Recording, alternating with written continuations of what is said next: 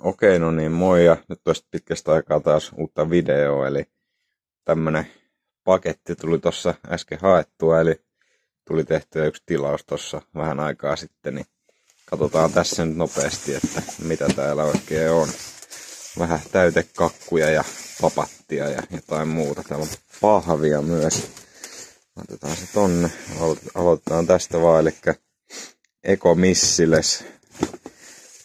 Perus ohjuspatteri 100 laukausta. Tää oli tarjouksessa, niin otin semmosen. Sitten näitä taisi olla tulossakin yksi, ja oli viime vuonnakin yksi tämmönen tää Kalashnikov, missä on papattimatto, missä on 500 papattia siinä. Sitten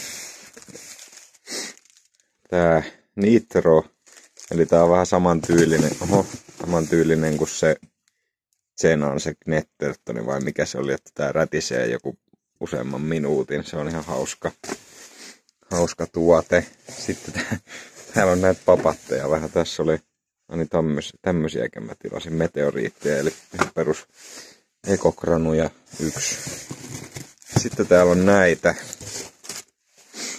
ihan peruspapatteja, missä on 10 tässä paketissa, niin niitä taisi olla 6 pakettia. Ja syy, miksi näitä papatteja nyt on niin paljon, mutta jonkun verran, niin on se, että tuossa Gratian yhdessä, tai itse asiassa useammassakin live-julkkarissa on ollut puhetta siitä, että nämä papatit ollaan vissiin, tai Tukes on kieltämässä ne. Että sen takia näitä nyt tuli tilattua. Ja se oli vähän, musta joku syy siinä oli, missä ei ollut oikein mitään järkeä. Ja niinhän ne meinas ne Gratian tyypit siinä, että ne vie sen johonkin oikeuteen, mutta siinä kestää tietenkin varmaan jonkun aikaa, että se päätöskin tulee sieltä ja muuta, että ainakin nyt jonkun aikaa on papatit pois myynnistä. Sitten oli näitä konekivääripapatteja, niin 5 pakettia. Että ne sit riittää jo vähäksi aikaa. Sitten täällä oli näitä roomalaisia Overload-kaseja oli pari. Näitä oli viime vuonnakin. Ihan jees. Siinä on 5 laukausta ja olikohan tässä joku reilu 30 grammaa, eikä maksa kuin 2,5 euroa. Niin ihan jees.